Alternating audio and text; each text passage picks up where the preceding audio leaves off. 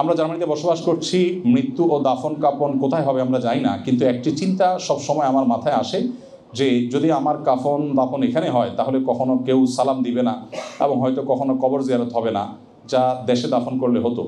কিন্তু আমরা এটাও জানি যে মৃত্যুর পর শুধু নিজের ভালো আমলটুকুই কাজে আসবে। তাহলে আমার এই চিন্তার কি আদৌ কোনো যৌক্তিকতা আছে কিনা এই বিষয়ে আপনার মতামত জানতে চাই। খুব সংক্ষেপে বলি, সময় অনেক হয়ে গেছে। এটা তো মৌলিক কথা ঠিক আছে যে আপনার কোথায় দাফন হচ্ছে ডাজ নট ম্যাটার, মূল বিষয় সেটা না। মূল বিষয় হলো আপনি কি নিয়ে গেছেন। যদি কেউ মদিনাতেও দাফন হয় আর সে আল্লাহর প্রতি অবিশ্বাসী হয়, সে জাহান্নামে যাবে। আর যদি কেউ জার্মানির বার্লিনেও দাফন হয় আর এখানে তার কবরে কেউ সালাম দেওয়ার মতো নাও থাকে, কিন্তু সে মুত্তাকি পরেজগার হয়ে যে দুনিয়া থেকে যেতে পারে, তাহলে ইনশাআল্লাহ সে জান্নাতে যাবে। অতএব এই বিষয়টা খুবই ক্লিয়ার। হ্যাঁ, এটা ঠিক যে মুসলমান হিসেবে আমরা চাইবো যে আমার কবর কেউ জিয়ারত করুক, আমাকে কেউ সালাম পেশ করুক, আমার জন্য কেউ দোয়া করুক। তো দোয়ার জন্য কবরে যাওয়াটা সুন্নাহ, কিন্তু আপনি এমন সন্তান রেখে গেলেন সে যেখানে থাকুক সেখান থেকে আপনার জন্য দোয়া করবে, এটাই আপনার অ্যাসেট। এই যে একটা মসজিদ হবে সেখানে আপনি একটা ফান্ড দিলেন, এটাই আপনার অ্যাসেট। কবরের পরেও, মৃত্যুর পরেও সেটি আপনি পেতে থাকবেন ইনশাআল্লাহ। আশা করছি আমার কিছু ইসলাম প্রশ্ন উত্তর দিয়ে সহায়ক হবেন। ইসলাম কি প্রিয় নবী সাল্লাল্লাহু আলাইহি ওয়াসাল্লামের জন্মদিন পালনের বিষয়ে কিছু বলে? এটা পালন করা কি অনুমোদিত? এছাড়া অনেকের দাবি অনুযায়ী নবীর একটি চুল মোবারক সংরক্ষিত আছে, এই দাবির সত্যতা সম্পর্কে জানতে চাই। নবী সাল্লাল্লাহু আলাইহি ওয়াসাল্লামের চুল অনেক জাদুঘরে আছে বলে বলা হয়, সেটা কতটা সত্য আল্লাহ তাআলা ভালো জানেন, আমরা জানি না। এটা নিশ্চিত বলা কঠিন। লা নুসাদ্দিকু ওয়া লা নুকাজ্জিব, এটাকে সত্য বা মিথ্যা কিছু আমরা বলছি না, কমেন্ট করছি না, কারণ আমরা জানি না। আর নবী সাল্লাল্লাহু আলাইহি ওয়াসাল্লামের জন্মের দিবস তিনি কখনো উদযাপন করেননি, কোনো সাহাবীও তার জন্মের দিবস উদযাপন করেননি। তিনি সোমবার রোজা রাখতেন, কারণ সেদিন তিনি জন্মগ্রহণ করেছেন। আমরা যারা বিদেশে থাকি বেশিরভাগই রেস্টুরেন্টে জব করি, এখানে হারাম খাবার এবং পানীয় আমাদেরকে পরিবেশন করতে হয়। এই ব্যাপারে সমাধান কি? এই জব করে টাকা জমিয়ে এবং ব্যাংক লোন নিয়ে হালাল বিজনেস স্টার্ট করলে সেটা হালাল হবে কিনা? দেখুন, ইমানদারদের জন্য পৃথিবীটা আস্তে আস্তে সংকীর্ণ হয়ে আসছে। এটা সবচেয়ে কমন প্রশ্নগুলোর একটি।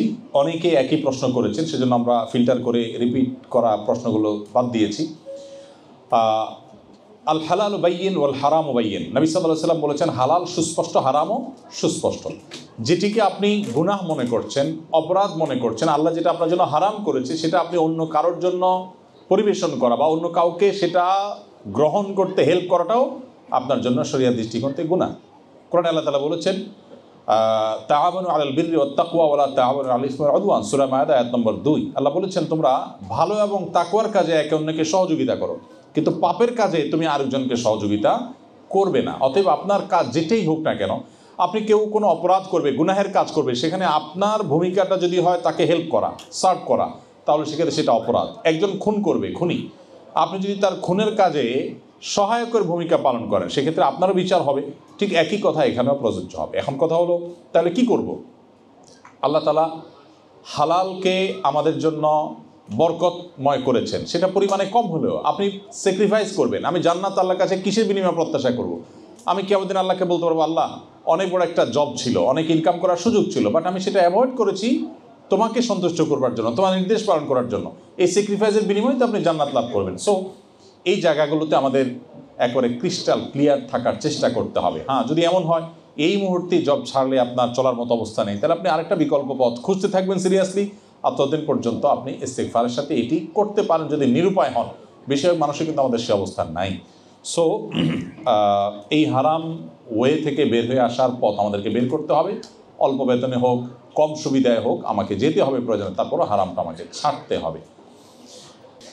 অজুর পরে কাপড় হাঁটুর উপরে উঠলে অজু ভাঙবে কিনা? না, অজুর পরে কাপড় হাঁটুর উপরে উঠলে অজু ভাঙবে না। আমরা অনেকে মনে করি যে কাপড় হাঁটুর উপরে উঠলে অজু ভাঙে, আসলে সেরকম কোনো বিষয় না। তবে আমাদের লক্ষ্য রাখতে হবে যে অজুর পর কাপড় যদি হাঁটুর উপরে উঠে, তা অন্য কেউ যদি সেটা দেখে তাহলে সেটা উন্মুক্ত হওয়ার যে গুনাহ সেটা হবে, কিন্তু আপনার অজু ভাঙবে না। লক্ষ্য করা উচিত অন্য মানুষের সামনে যেন কাপড় যথাসম্ভব হাঁটুর উপর না উঠে।